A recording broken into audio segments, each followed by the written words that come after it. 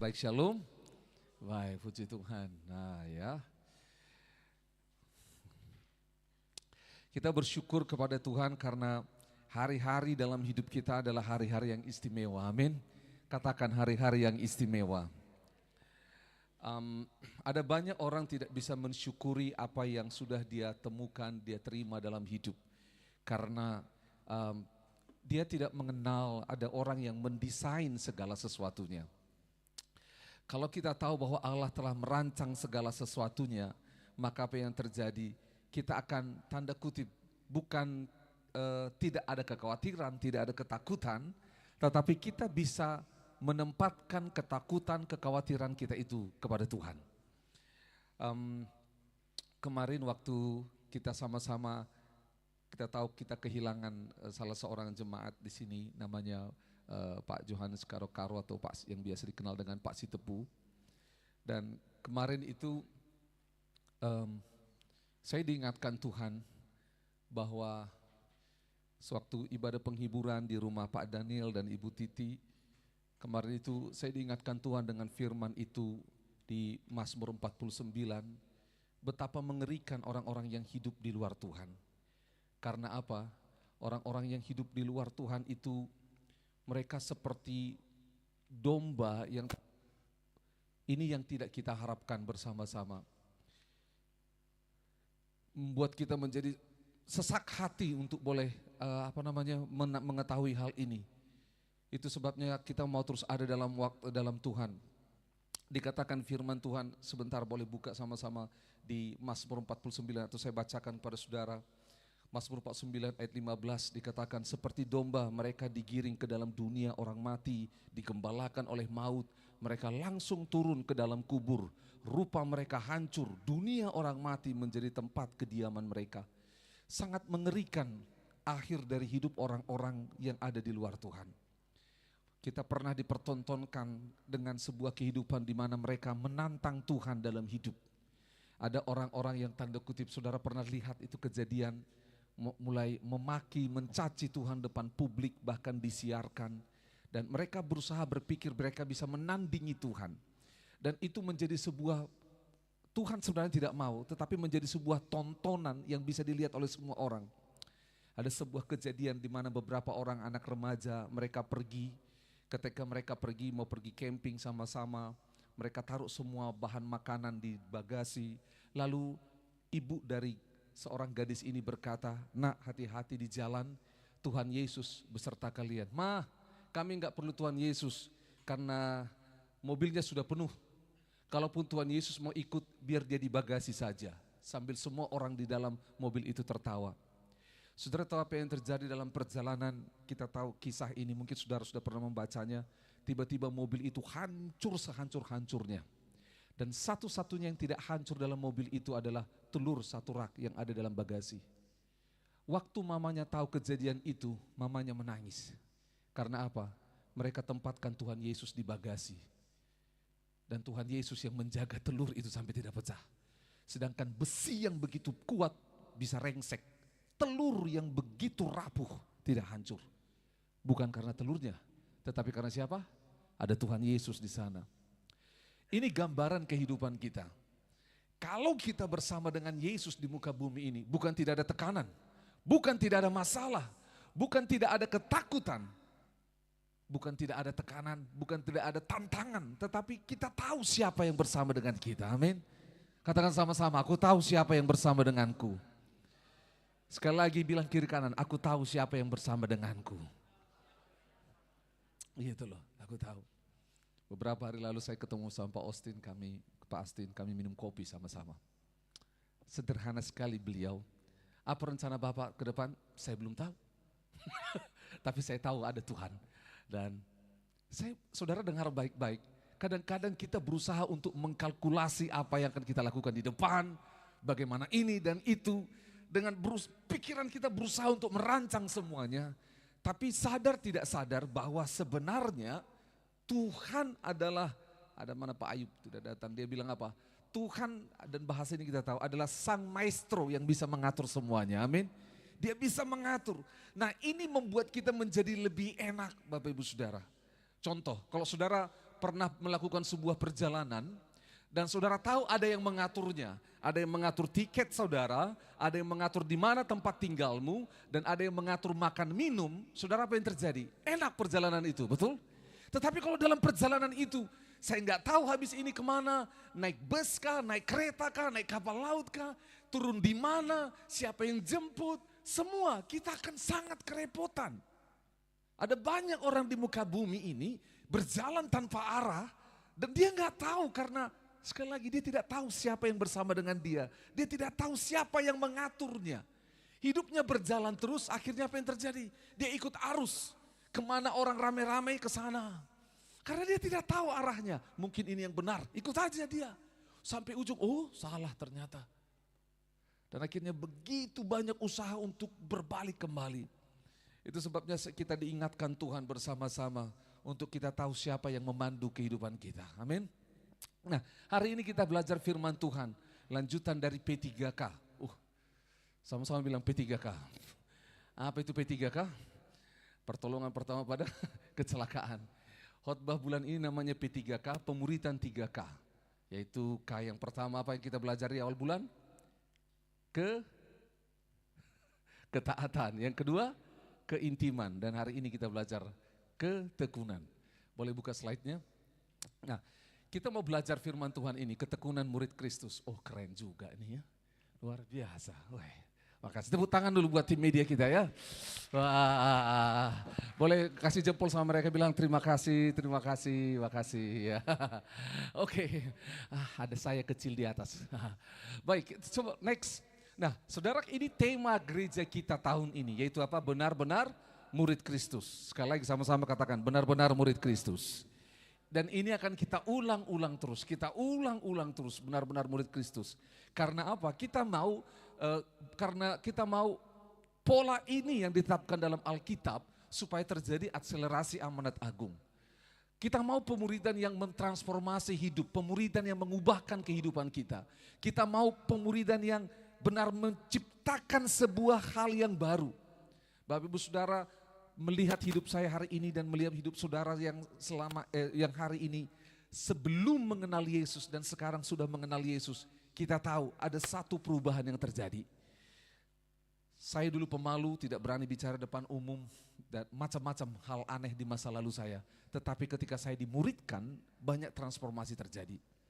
Banyak transformasi di hati, di pikiran, dan itu membuat perubahan dalam karakter, tata bicara, dan itu membuat yang namanya kesabaran, menciptakan iman, menciptakan optimis.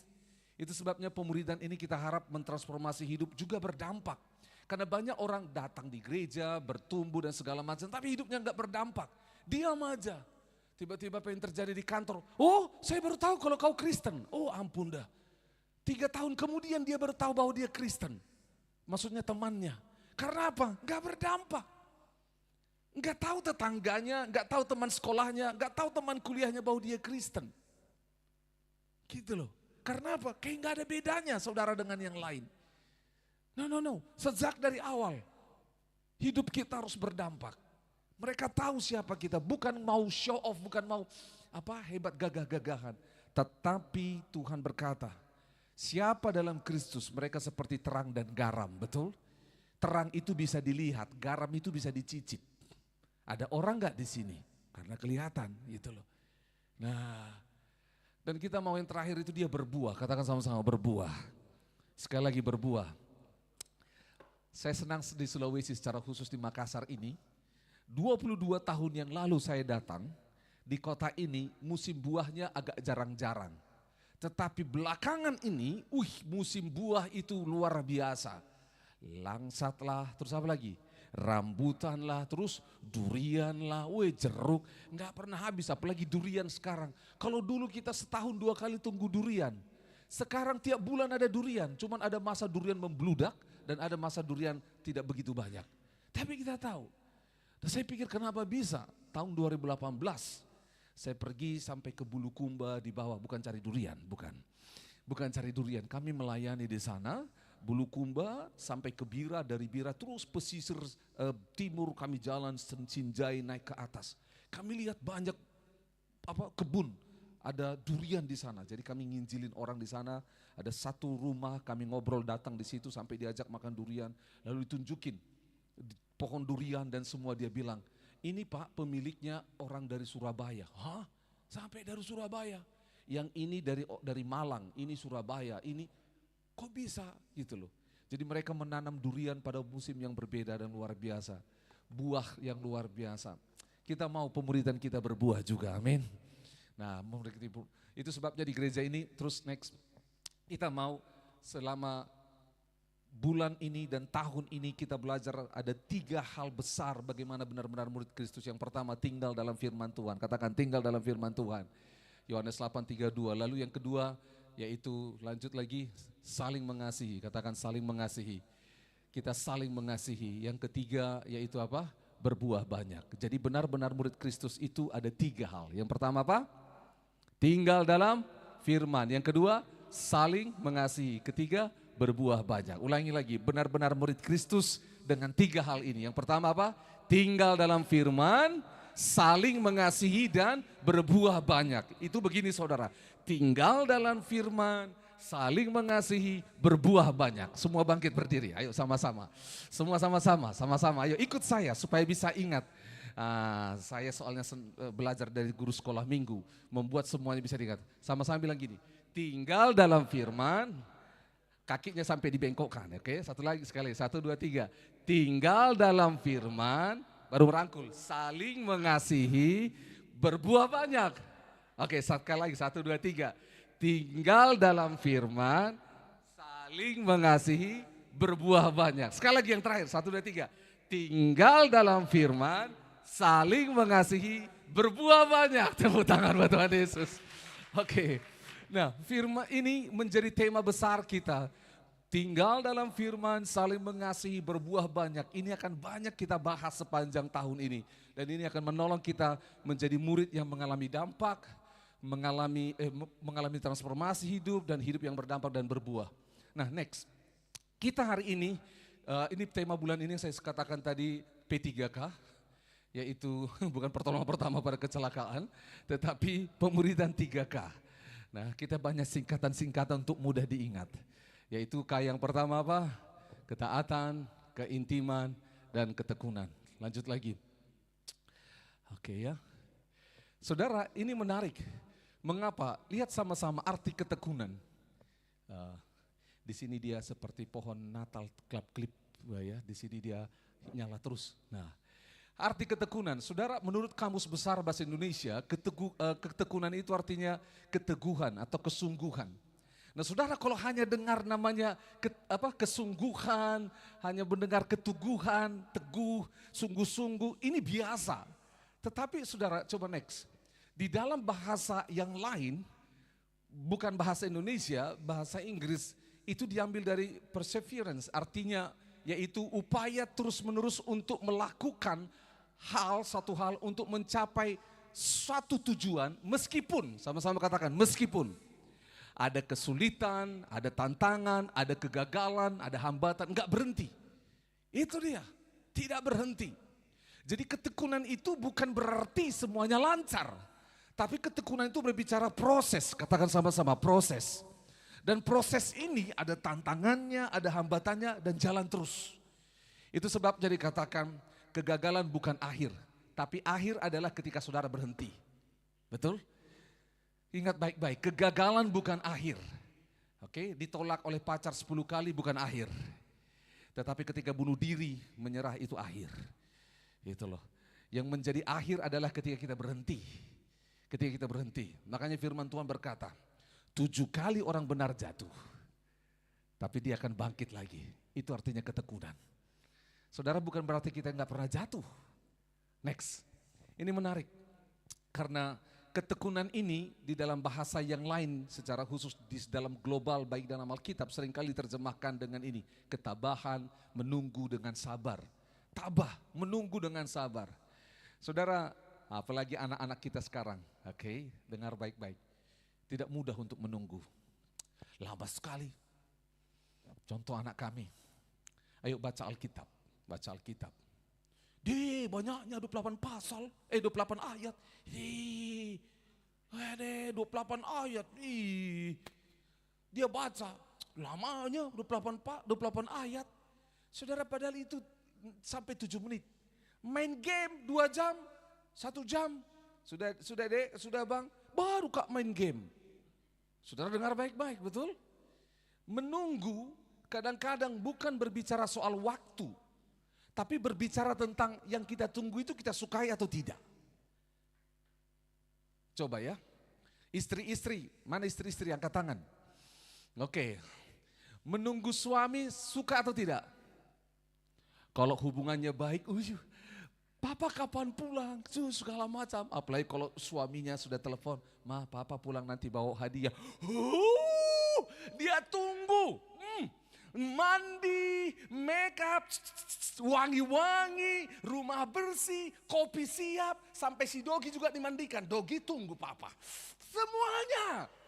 Tiba-tiba suaminya bilang, ma papa lembur karena pemimpin perusahaan bilang bla bla bla ada tugas. Enggak apa-apa papa, enggak apa-apa. Segala macam. Tapi kalau kita enggak suka, udah disuruh, ma papa lembur terus. Pilih mana, pekerjaan atau istri? Kita marah karena apa? Yang kita tunggu tidak kita suka. Betul, sama seperti ibadah seperti ini. Saudara, dalam ibadah kita ini sekitar 2 jam, saudara akan pikir, Tuhan 2 jam, 2 kali 60 menit, kalah-kalah sepak bola. Lamanya itu ibadah. Bosanku mengantuk. Kalau saya main FF, sudah bisa ini sampai kemana-mana. Kalau saya jualan, sudah laku. Kita hitung karena apa? Kita nggak suka dengan yang kita tunggu. Tapi ketika kita suka, cepatnya selesai ibadah. Kenapa? Belum Pak lapar, kan biasa ibadah di sini ada konsumsinya. Itu loh. Saudara, kita karena apa? Karena kita suka. Karena kita suka, gitu loh. Kalau kita suka, aduh, kenapa macet lagi nih? Saya mau cepat-cepat ini, karena kita suka. Tapi kalau macet, nggak apa-apa, biar terlambat, Tuhan Yesus belum datang. Kita buat semuanya, tergantung kita suka atau tidak. Betul. Itu sebabnya ketekunan ini, sekali lagi bicara soal proses, katakan proses. Lanjut, ini menarik. Mengapa? Karena dalam perjanjian lama dan perjanjian baru, kata ketekunan ini itu diambil dengan pola ada kata menunggu di perjanjian yang lama. Orang-orang di perjanjian lama gak ngerti dengan ketekunan. Karena apa? Ketekunan itu tidak ditunjukkan oleh mereka secara khusus bangsa Israel, bangsa pilihan Tuhan. Mereka gak tekun. Allah yang menunjukkan ketekunan kasih-Nya. Menunggu bangsa itu untuk kembali, berbalik, ayo. Datang padaku. Ketekunan Allah ditunjukkan kepada bangsa Israel. Bangsa itu membelakangi Tuhan. Bangsa itu sudah dikasih makan, dibuat mujizat sama Tuhan. Mereka nyembah patung. Padahal ada Allah yang hidup. Tapi Allah tekun menanti mereka. Kapan kau kembali kepadaku? Kapan kau datang kepadaku? Itu cerita besar tentang ketekunan di dalam perjanjian lama. Tapi di perjanjian baru, saudara, Yesus ketika datang di muka bumi, dia ajarkan dan itu menjadi gaya hidup orang-orang percaya. Yaitu apa?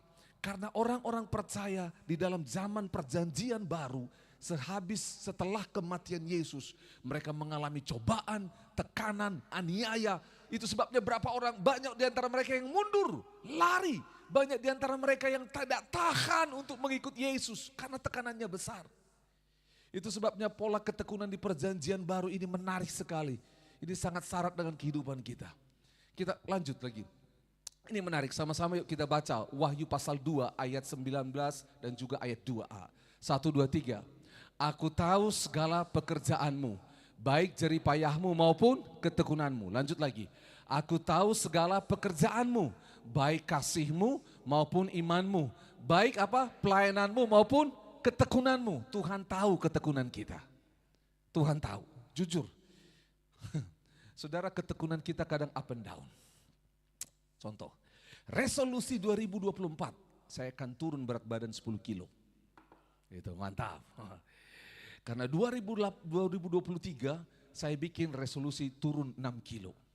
Tapi enggak berhasil saudara. Berhasil pernah turun sampai 4,5 kilo. Hore, hore. Dalam 3 bulan bisa turun 4,5 kilo. Tapi dalam 1 bulan kemudian naik lagi sampai 6 kilo. Heish, karena apa? Enggak tekun. Kemarin kami bicara sama-sama.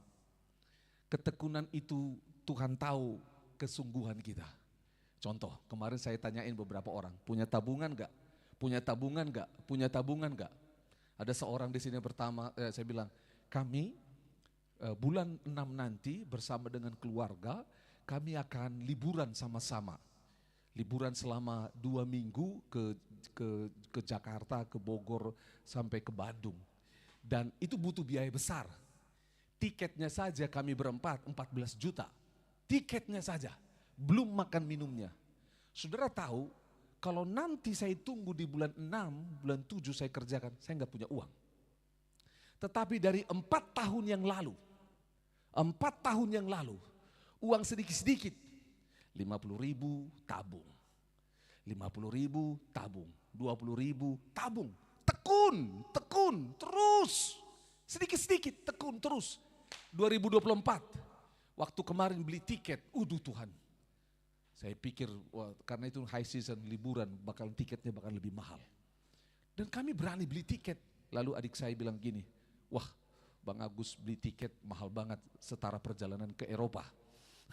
Jadi belajar, siap-siap berjalan ke Eropa, beli tiket semahal itu. Saudara, karena apa? Tuhan tahu, ada di sini kemarin kami ngobrol. Bagaimana? Bang, saya juga sempat bikin begitu. Saya bikin buka rekening, setor di situ, setor di situ, setor. Tiba-tiba ada kebutuhan, kuras semuanya. Habis semuanya. Kita enggak tekun. Kita enggak tekun. Itu sebabnya Tuhan bilang apa? Aku tahu ketekunanmu. Tuhan tahu. Kalau kita pernah gagal, Tuhan tahu. Ingat baik-baik, ini kabar baik. Tuhan tidak hukum, tapi Dia mau tolong kita. Amin. Dia mau tolong. Dia mau tolong. Nggak bisa saya Tuhan. Saya nggak bisa tekun baca Alkitab. Buktinya Tuhan, 3 tahun yang lalu saya baca Alkitab, terus di kitab Kejadian, nggak jadi-jadi Tuhan. Tahun selanjutnya saya masuk di kitab Keluaran, saya nggak keluar-keluar Tuhan. Tahun yang terakhir kemarin Tuhan, saya sudah sampai dalam kitab Imamat, tapi saya pusing sekali karena di situ bicara soal aturan-aturan. Saudara dengar baik-baik, Tuhan tidak langsung turunkan petir dari sorga, sambar kita, tidak. Tapi Dia tunggu, ayo nak, terus belajar. Tuhan tahu ketekunan kita. Bilang kiri kanan, Tuhan tahu ketekunanmu. Sekarang hibur dirimu. Bilang, tepuk tangan di dadamu, katakan, Tuhan tahu ketekunanku. Tuhan tahu kalau kita gagal, Tuhan tahu kalau kita susah. Ya, lanjut lagi. Menarik. Kita baca firman Tuhan dari 2 Tesalonika 3 ayat 5. Karena Tuhan tahu, makanya Dia bilang seperti ini, 1, 2, 3. Kiranya Tuhan tetap menunjukkan hatimu kepada kasih Allah dan ketabahan Kristus. Jadi karena Tuhan tahu kita gagal dalam ketabahan kita, ketekunan, kata ketabahan dan ketekunan itu bolak-balik sama dipakai dalam Alkitab. Maka kita perlu belajar dari Yesus, katakan belajar dari Yesus. Nah ayat ini dalam versi yang lain, coba diklik. Versi yang lain, ini menarik sekali. Next, apa yang dikatakan? Di dalam bahasa yang lain, itu dikatakan, Alkitab NIV dan juga ESV dikatakan, semoga Tuhan mengarahkan hatimu. Sama-sama bilang, mengarahkan hatimu. Jadi diarahkan hati kita, itu ya, menuju kepada ketekunan Kristus. Karena kadang-kadang kita nggak terarah, gitu loh. Kita nggak terarah hidupnya. Itu sebabnya dikatakan kita diarahkan hatinya oleh Kristus. Ini menarik. Kenapa bukan pikirannya yang diarahkan? Karena pikiran kita itu tidak konstan. Yang menerima perkataan Allah itu banyak di hati kita, bukan di pikiran kita. Lalu menarik, terjemahan yang lain dikatakan memimpin hati Anda. Saudara dengar, mengarahkan itu gini, Anel berdiri. Nah, Anel hadap kanan, Anel hadap kiri. Nah, itu mengarahkan. Kalau memimpin, Sekarang Ito bangkit berdiri. Ito bangkit berdiri. Keluar ke sebelah sini. Oke ya. Anel berjalan di depannya. Oke, Ito, Anel berjalan ke sini Anel. Ito ikut. Nah, itu memimpin. Jadi ada dua. Satu, telinga kita mendengar kiri kanan. Yang kedua, mata kita ngikut sama Yesus. Amin. Itu sebabnya pastikan ini telinga kita itu tidak togeang. Tahu togeang? Telinga kita tidak apa? Tidak ada kotoran yang menyumbatnya. Pastikan mata kita tidak belekan. Pastikan itu togeang dan belekan itu bukan menu makanan itu. Pastikan telinga kita terbuka mendengar suara Tuhan. Pastikan mata kita terbuka untuk melihat tuntunan Tuhan. Amin. Silakan duduk. Itu sebabnya akhir Januari lalu kita belajar tentang hati, telinga. Karena apa? Kita akan lihat dan dengar Tuhan. Next. Nah, menariknya kita belajar ini, teladan Kristus ini dari saudaranya Yesus yang adalah murid Yesus, namanya Yakobus. Ya, Yakobus. Ada sih namanya Yakobus? Oh, Pak Jacob sudah tidak ada. Pak Jacob sudah di Kendari. Oke ya. Tahu kenal Pak Jacob itu ya? Tapi dia Yakub, ini Yakobus beda. Ya, kita baca yuk sama-sama firman Tuhan ini. 1, 2, dan 3. Salam dari Yakobus, hamba Allah dan Tuhan Yesus Kristus kepada ke-12 suku di perantauan. Kita stop dulu. Saudara, supaya saudara tahu apa makna ketekunan dalam era ini. Jadi Yakobus ini adalah saudara daripada Yesus, yang sekaligus murid daripada Yesus. Saudara dengar baik-baik, firman Tuhan mencatat bahwa Yakobus sendiri pun tidak percaya waktu itu bahwa Yesus adalah Tuhan. Dia bilang dia saudaranya, tidak lebih daripada itu. Yakobus butuh ditransformasi hidupnya untuk dia bisa melihat Yesus sebagai Tuhan. Gitu loh. Dan menarik, itu sebabnya di ayat ini dia berkata dia Yakobus, dia hamba. Dan dia menempatkan Yesus sebagai apa? Tuhan. Dia tidak bilang Yesus sebagai saudaranya. Itu transformasi dalam hidup Yakobus untuk dia bisa melihat. Dan Yakobus adalah gembala sidang jemaat mula-mula setelah Yesus naik ke sorga dalam jemaat mula-mula di Kisah Para Rasul. Sekitar 30 tahun dia menggembalakan, 30 tahun. Dan saudara tahu apa yang terjadi? Waktu Yakobus menggembalakan jemaat itu, semua tekanan bangsa Romawi dan semuanya menekan mereka. Semua pengikut Kristus, masih ingat kejadian ketika Saulus, betul? Dikejar-kejar, ditangkap, dibunuh. Pasukan Romawi menangkap mereka dan menyuruh menyangkal imannya. Harus menyembah kaisar, tidak bisa menyembah Allah. Orang-orang yang menyembah selain kaisar ditangkap, dimasukkan ke kolosium, dikasih dimakan pertandingan dengan apa? Gladiator, dimakan oleh singa dan macam-macam. Itu terjadi. Mereka hidup di antara bangsa Romawi, nggak dapat pekerjaan. Ada pemilu, nggak bisa nyoblos. Hak suaranya tidak ada, saudara. Dan saudara tahu apa yang terjadi? Menyengsarakan sekali.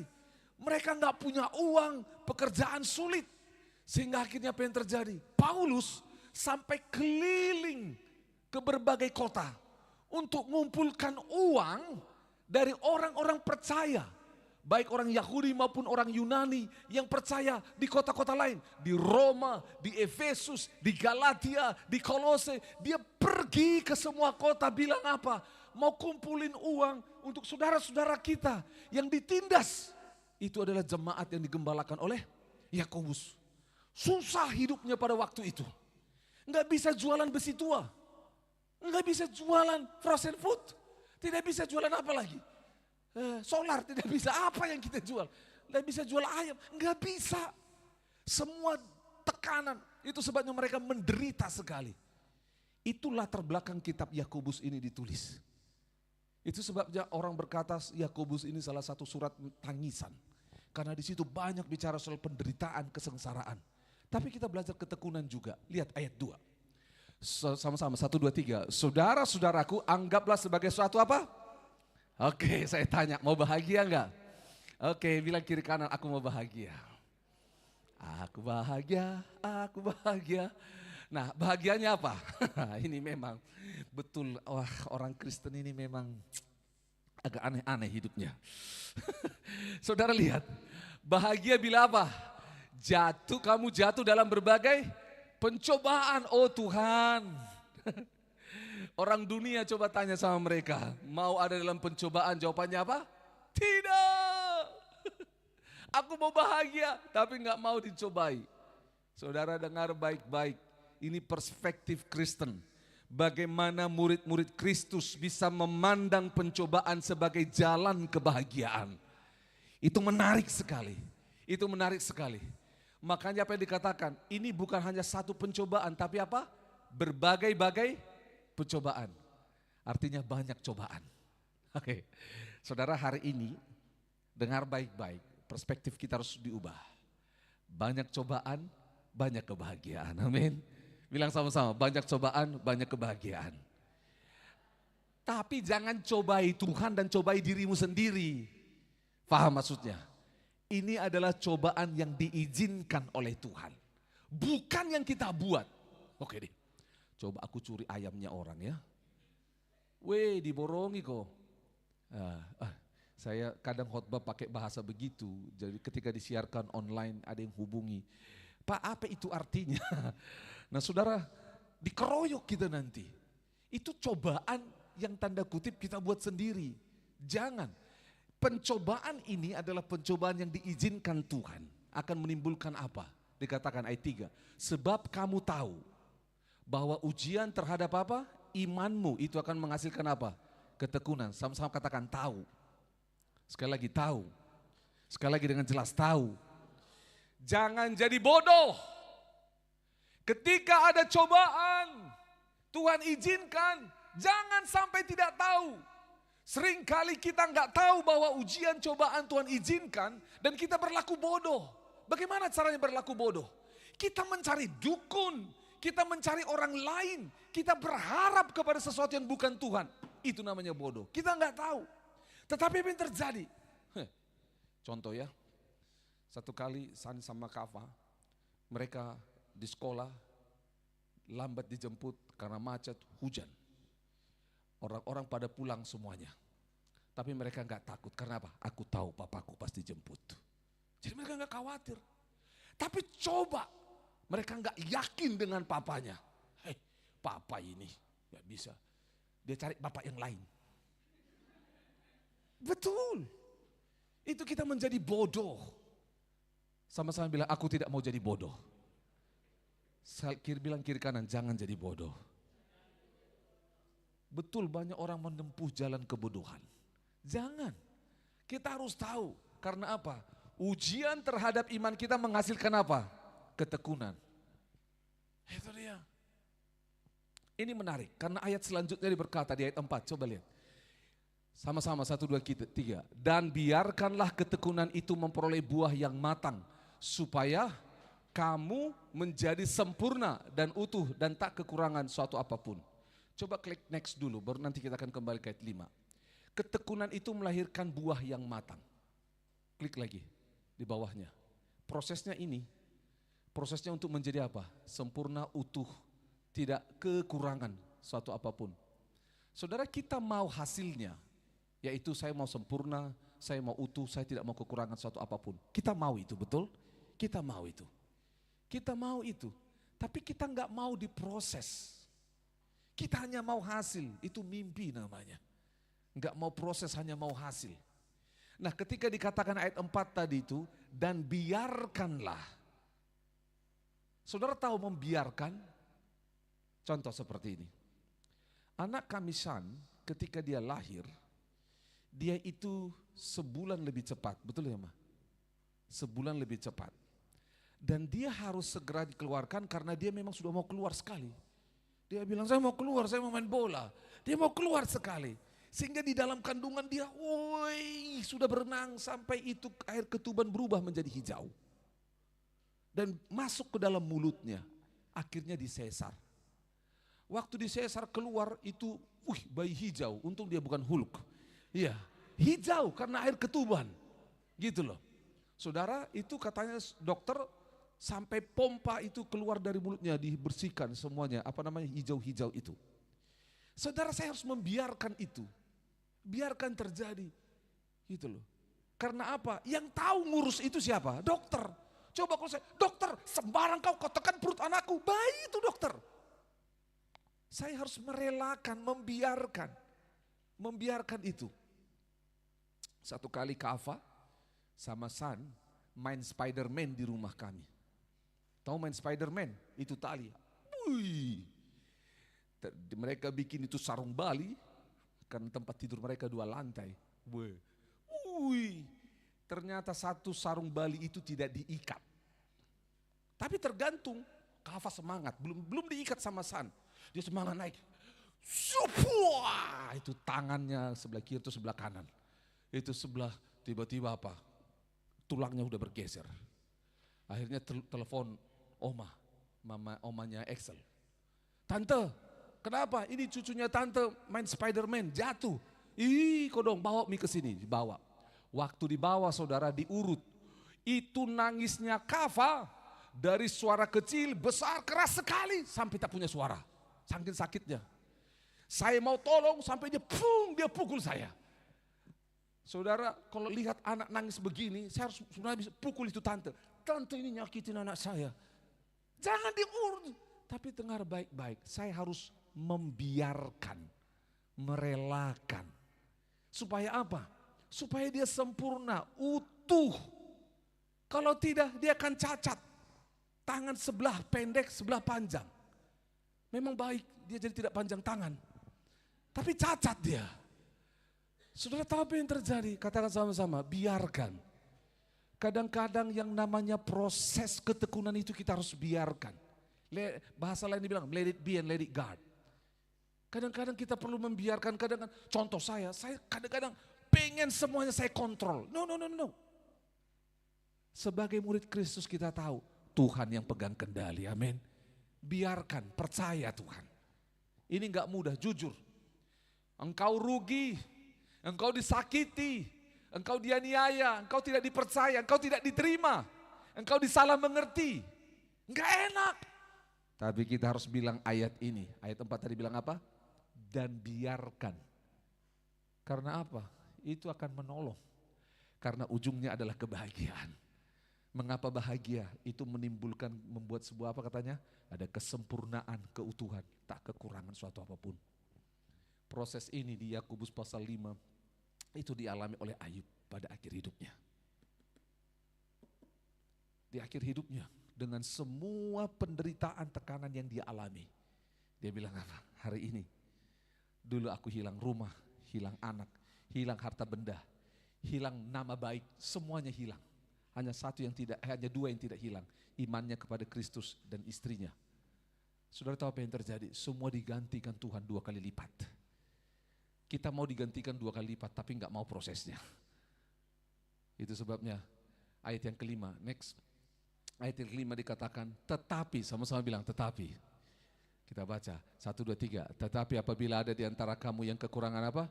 Hikmat, hendaklah ia memintakannya kepada Allah yang memberikan kepada semua orang dengan apa murah hati dan tidak membangkitkan, maka hal itu akan diberikan kepadanya. Dengar baik-baik.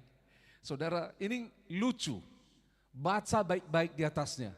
Di atasnya penderitaan, tekanan, ujian, cobaan, tiba-tiba hikmat. Saya tanya saudara, kalau saudara sedang tertekan, mengalami kondisi rugi, utang banyak, saudara butuh uang atau butuh hikmat? Uang, kita nggak butuh hikmat. Saya sudah pernah cerita itu, ada sebuah keluarga, kami hubungi, ngobrol gitu segala macam, istrinya berdoa bersama-sama, nangis-nangis, ayo kembali kepada Tuhan, Tuhan menolong. Tiba-tiba suaminya teriak, bilang sama Pak Pendeta, saya tidak butuh Tuhan, saya butuh uang sekarang. Ya jujur, kalau saudara sakit, saudara butuh hikmat atau saudara butuh kesehatan? Kita butuh mujizat, kesembuhan. But why? Firman ini bilang butuh hikmat. Saudara tahu apa yang terjadi? Karena ending dari proses ketekunan adalah bukan uangnya, bukan kesembuhannya, tapi kesempurnaan dalam Kristus. Karena kesembuhan bisa besoknya jadi sakit. Uang yang banyak besoknya jadi habis. Tetapi ketika kita punya proses yang kuat di dalam Tuhan, ada uang gak ada uang, aku bilang apa? Aku punya sumber. Aku punya sumber, bukan punya uangnya. Saudara tahu apa yang terjadi itu kemarin? Menarik sekali. Ada satu orang anak, dia bilang, habis uangnya papa? Ah banyak, tinggal ambil di mesin. Jadi anak ini nggak tahu bahwa sumbernya bukan mesin. Dia pikir sumbernya itu uangnya papa tidak habis-habis. Karena apa? Setiap kali butuh uang pergi ke ATM. Cut, cut, cut. Dia tidak tahu bahwa sumbernya bukan uang, bukan mesin itu. Saudara, kadang-kadang ketika Tuhan izinkan proses ketekunan terjadi, yang Tuhan mau adalah seperti tadi, makanya dikatakan tahu di ayat yang ketiga itu. Supaya kamu tahu, itu butuh hikmat. Hanya orang yang punya hikmat dari Allah, yang sanggup melihat kesempatan yang baik di balik semua kemalangan yang terjadi. Betul. Saya lupa tahun berapa. Jadi di Malino itu ada gunung bawah Karaing. Kalau lihat gunung bawah Karaing, ada bagian gunung itu waktu itu longsor. Dan sungai yang dari di sana itu terus akhirnya membawa batu-batu banyak. Sebagian orang melihat itu sebagai bencana alam. Tapi sebagian orang melihat itu menjadi kekayaan. Akhirnya dia punya tambang batu. Paham? Jadi lihat, butuh hikmat. Hikmat untuk melihat itu. Kalau dia nggak punya hikmat, kami korban bencana alam. Rumah kami habis di batu dan segala macam. Tapi kalau kita punya hikmat, terima kasih Tuhan.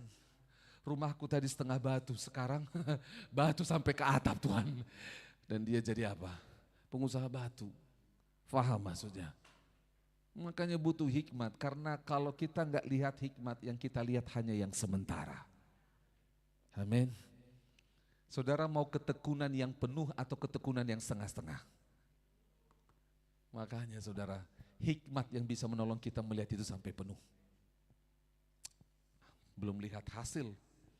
Aduh anak kami ini, susahnya. Aduh susahnya diajar berdoa. Susahnya diajar 1+1. Aduh malas sekali anak kami ini. Bangun nak, bangun. Ayam aja dipelihara bertelur. Kau ini, aduh. Kita capek dan segala macam. Dengar baik-baik. Kita butuh hikmat untuk atasi itu. Bukan hanya sebatas schedule jadwal bikin ini dan itu. Butuh hikmat. Jangan langsung pikir anakmu nanti langsung rajin berubah. Berubah. No. Ada prosesnya. Yuk kita lihat lagi ayat ini. Ketika lanjut. Kita lihat dari kitab Roma. Ini sudah tadi. Kitab Roma. Di ayat 12 dulu. Kita lihat sama-sama. 1, 2, dan 3. Berbahagialah orang yang bertahan dalam apa? Pencobaan. Sebab apabila ia sudah tahan uji. Katakan, sudah tahan uji. Terus ia akan menerima apa? Mahkota kehidupan yang dijanjikan Allah kepada siapa, barang siapa mengasihi dia. Sama-sama katakan mahkota. Oke, sama-sama. Kalau saudara dikasih mahkota, di mana itu mahkotanya? Di mana? Coba berdiri semua supaya saudara segar. Berdiri semuanya. Oke, sekarang tempatkan mahkotamu. Di mana kau taruh? Ya. Oke, coba semua. 1, 2, dan 3. Where do you put your crown? Di mana saudara taruh mahkota saudara? Di mana? Di sini? Bukan di lutut. Bukan di kaki. Enggak ya. Mahkota itu buat saudara tambah jelek atau tambah ganteng, tambah cantik, tambah istimewa. Iya, betul. Saudara, coba lihat kiri kananmu, saudara mahkotanya. Coba lihat. Saudara dengar baik-baik. Kalau engkau mengalami ujian, pencobaan, saya berandai-andai, mahkotanya mau berapa mutiaranya.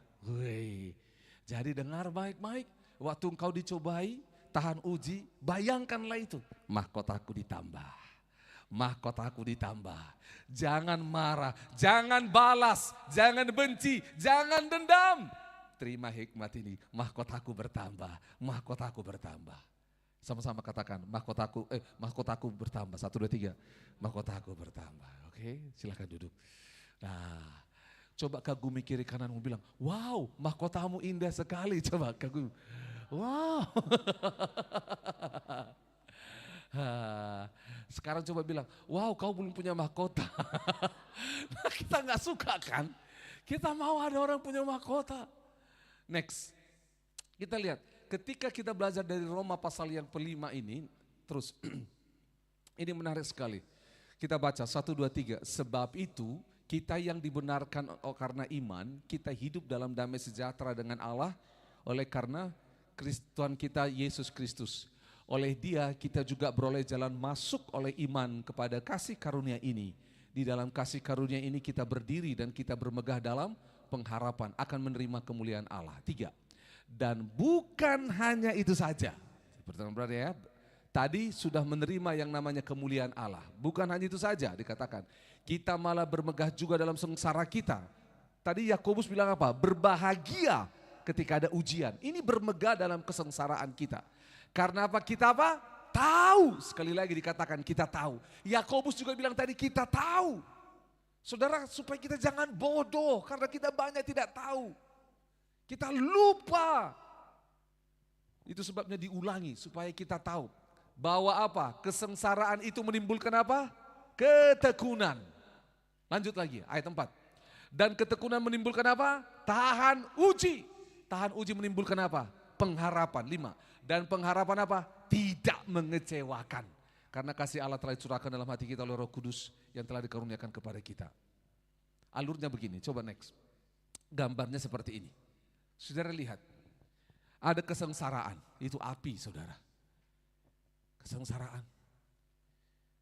Api gak enak. Diuji saudara. Api itu memurnikan, sengsara. Membuat kedagingan, kesombongan, ego kita semua luntur. Sehingga pengharapan kita hanya pada Tuhan.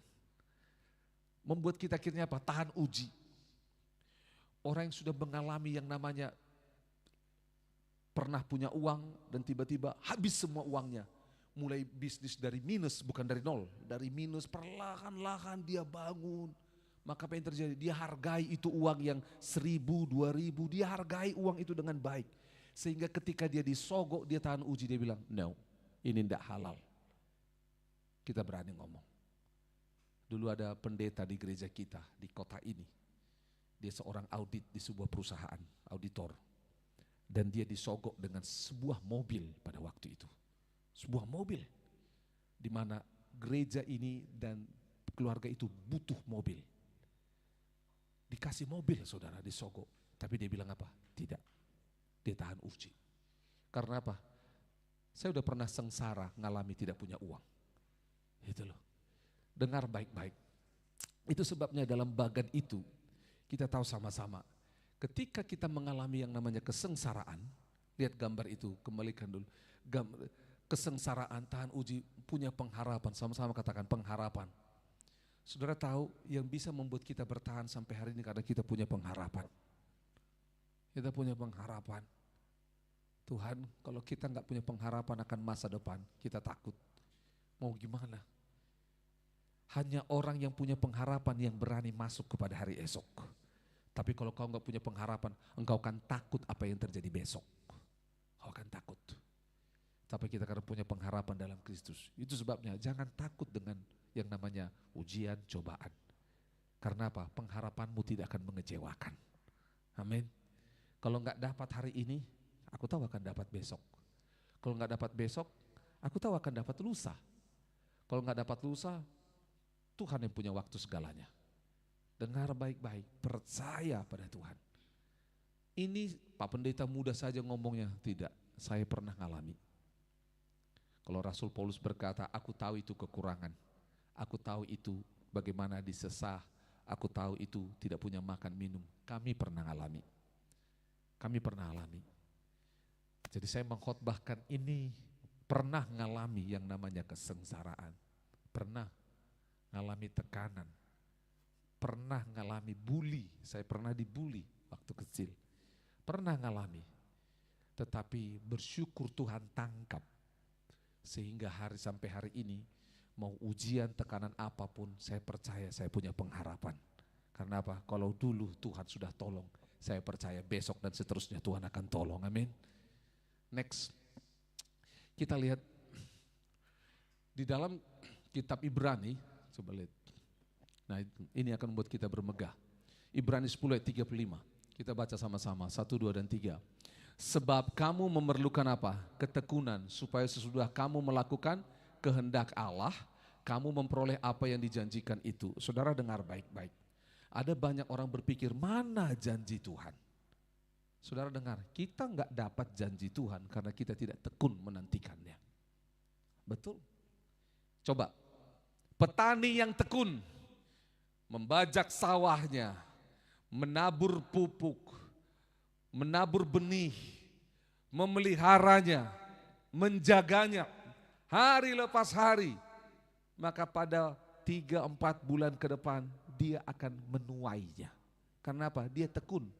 Tapi coba, cangkul hari ini, terus absen seminggu, 2 minggu, datang lagi, sudah rumputan, malas Kak, ambil traktor dulu, di traktor, sudah segala macam, sudah, tapi nggak ditanami, rumputan lagi. Saudara dengar baik-baik, upah ketekunan kalau kita melakukan kehendak Allah adalah apa? Janji yang digenapi. Janji yang digenapi.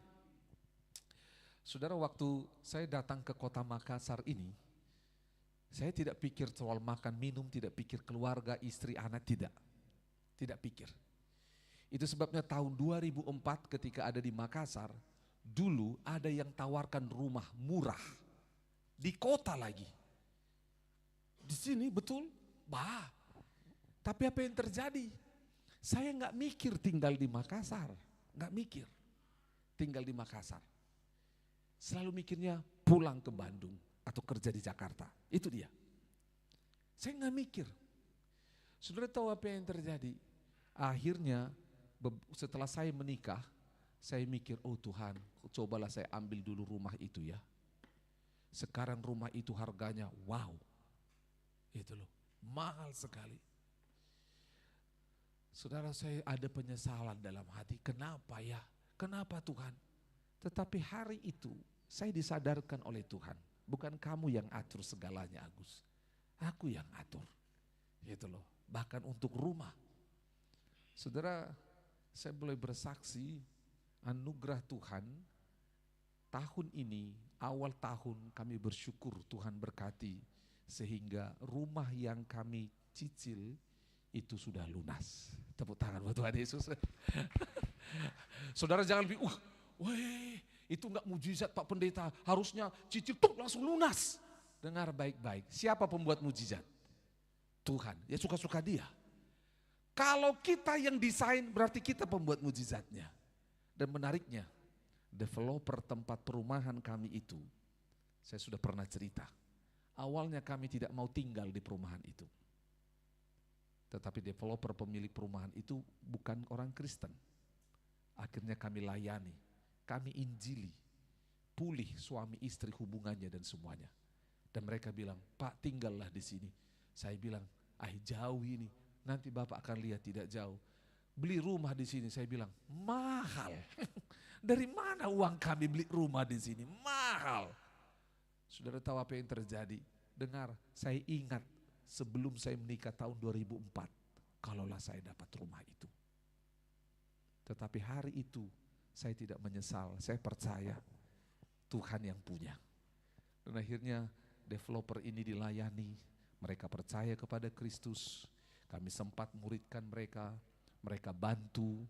Ini Pak rumahnya kalau Bapak mau, ini tanah kosong kami akan bangun. Terus saya bilang, wah udah Bapak ajukan cicilan ke bank. Pendeta ajukan cicilan ke bank.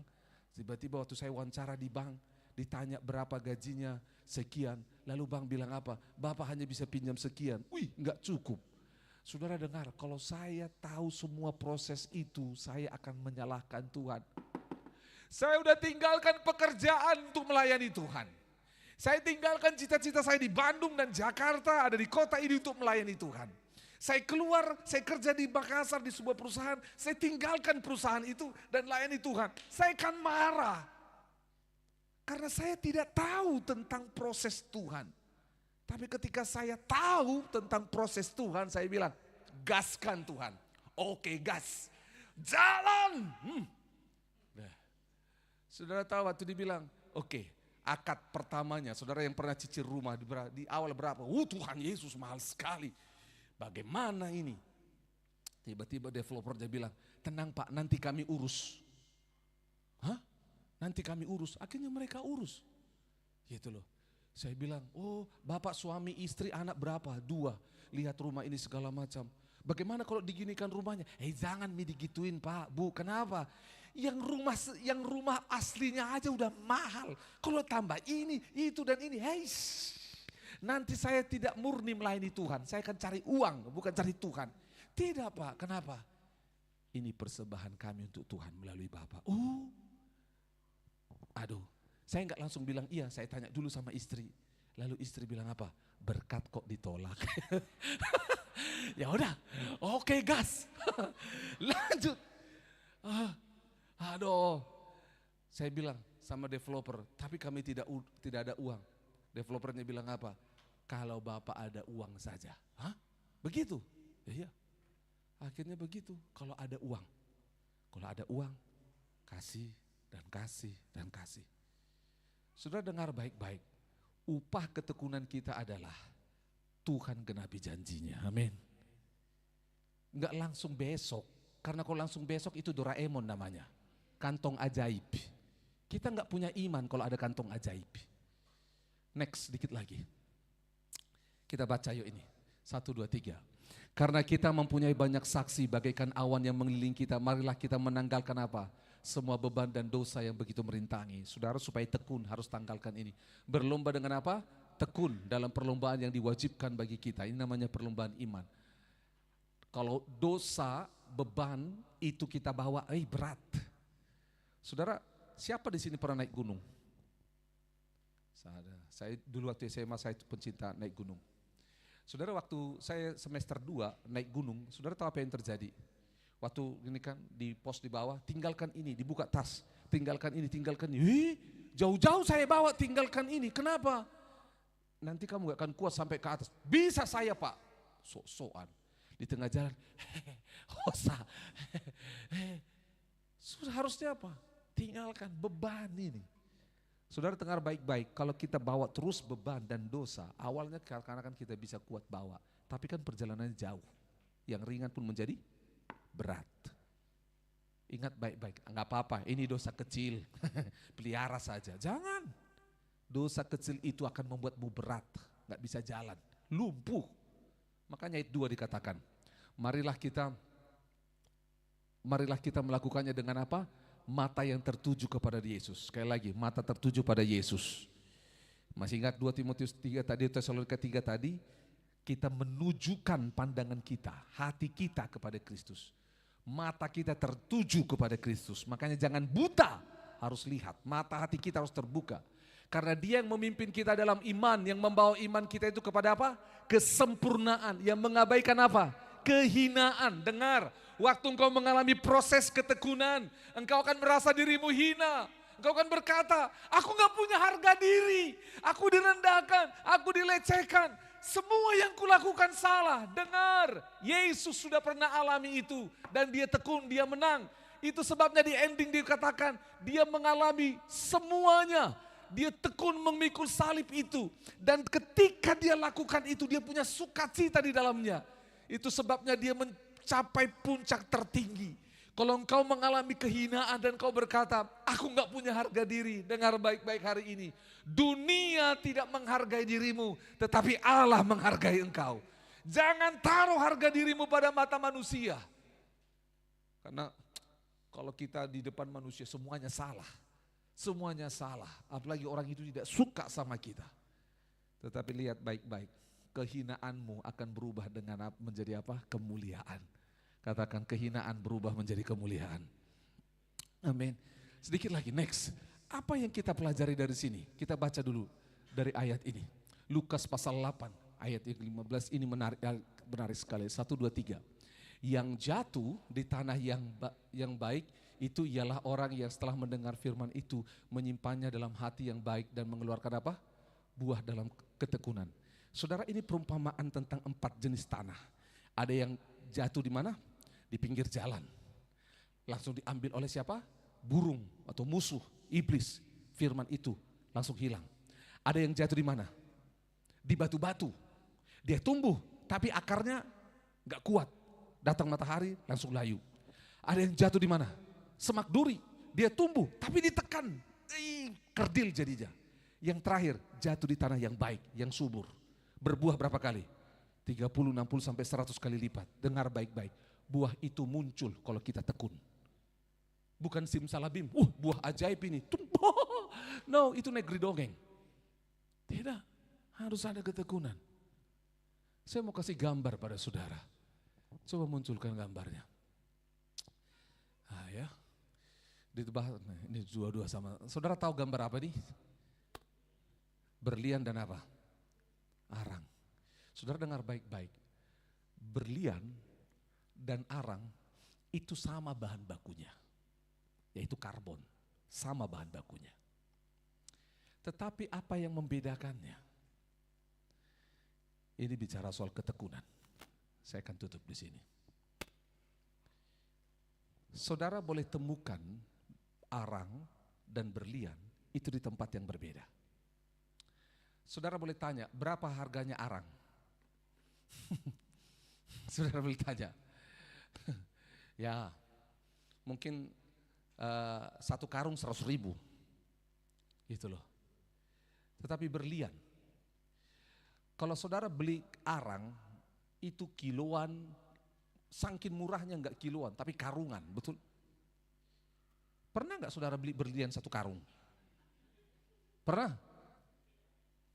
Enggak pernah kan? Saking kecilnya berlian itu ukurannya bukan karung, bukan kilogram, bukan gram, yang lebih kecil lagi apa namanya? Karat. Saking kecilnya. Sebenarnya saya mau putar ini, cuman gak ada terjemahan bahasa Indonesianya. Berlian itu ditemukan pada kedalaman 160 km di dalam perut bumi. Jauh di bawah, jauh. Arang itu di permukaan mungkin 20-30 meter sudah dapat. Makanya saudara boleh lihat tanah hamparan karbon di mana-mana. Ada itu. Saudara boleh lihat.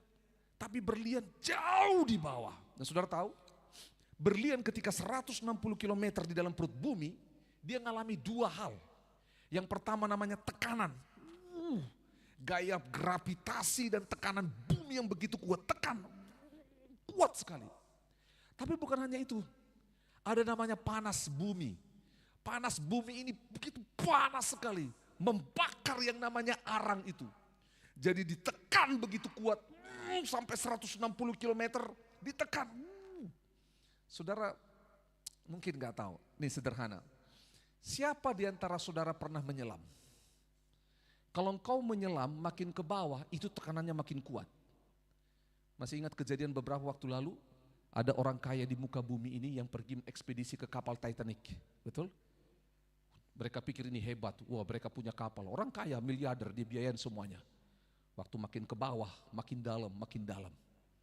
Itu tekanan laut itu begitu kuat, sampai kapalnya hancur. Gitu loh.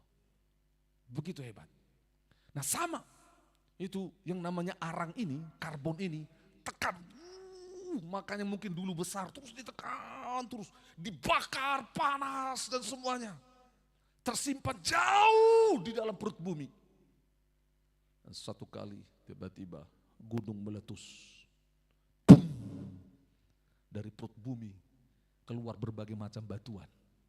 Dan di dalam salah satu bebatuan itu ada namanya apa? Berlian. Itu sebabnya kalau saudara lihat di Afrika, ada tambang, ribuan orang kerja bertahun-tahun hanya untuk menemukan berlian sebegini. Saudara dengar baik-baik, dan itu mahal sekali. Bukan mahal, mahal sekali. Saking mahalnya. Betul. Saya nggak bisa belikan berlian kepada istri saya. Nggak bisa. Itu loh. Tapi dia adalah berlian bagi saya. Cie. Asik. Oke, saya tutup. Saya tanya saudara, kau mau jadi arang atau mau jadi berlian? Arang tempat terjauhnya adalah di pemanggangan. Tapi berlian tidak pernah ada di tempat sampah. Dia selalu di tempat istimewa, di mahkota, di etalase. Berlian terkecil saja di cincin. Saya klik berapa harga berlian ini. $3.000. Harganya. Saya browsing perusahaan yang mengelola berlian. Wah, saya lihat, pelajari semuanya. Tuhan. Saya browsing itu bukan karena mata duitan. Tidak. Tapi saya mau lihat prosesnya.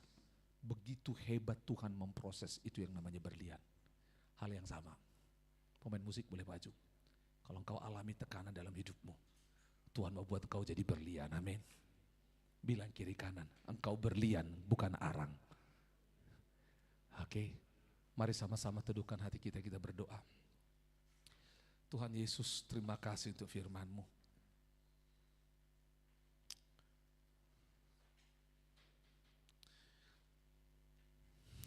Ambillah waktu ini berdoa kepada Tuhan.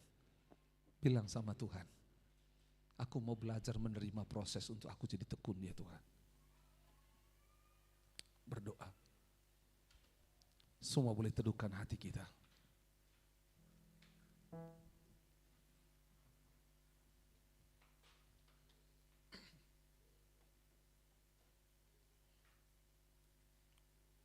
Terima kasih Tuhan Yesus. Mari ambil waktu ini untuk berdoa kepada Tuhan.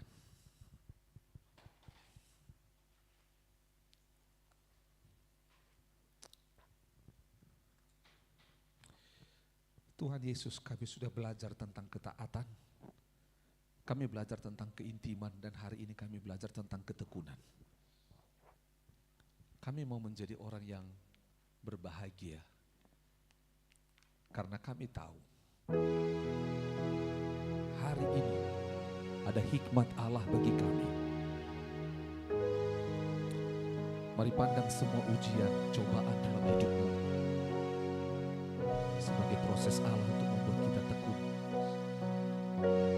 Di Alkitab ada seorang wanita yang telah diselamatkan oleh Yesus. Dia datang mengurapi kaki Yesus. Saat dia mengurapi kaki Yesus, Simon si pemilik rumah berkata, andaikan dia tahu perempuan itu siapa. Bahkan murid Yesus yang lain berkata, kenapa kau boroskan itu? Perempuan itu begitu hina, diejek, disalah mengerti oleh semua orang. Tetapi dia tidak menyerah. Dia terus maju. Dan Tuhan Yesus memuji dia di akhir ketekunannya. Wanita itu menjadi wanita yang berbahagia. Sebelumnya dia adalah wanita pendosa yang menjadi sampah masyarakat. Tetapi hari itu dalam ketekunannya, dia memakai mahkota kemuliaan daripada Tuhan. Hari ini, Tuhan mau saudara dan saya juga lewat semua proses dalam hidup kita, kita tekun. Mari kita sembah Tuhan dengan pujian ini seperti wanita yang mengurapi. Seperti wanita mengurapimu, menangis di bawah kakimu. Demikian hidupku mau mengasihimu, Yesus engkau baik banget. Saya mengajak kita bangkit berdiri bersama-sama. Mari katakan sama-sama. Seperti wanita mengurapimu, menangis di bawah kaki. Apapun pergumulanmu, mari menangis di bawah kaki Yesus.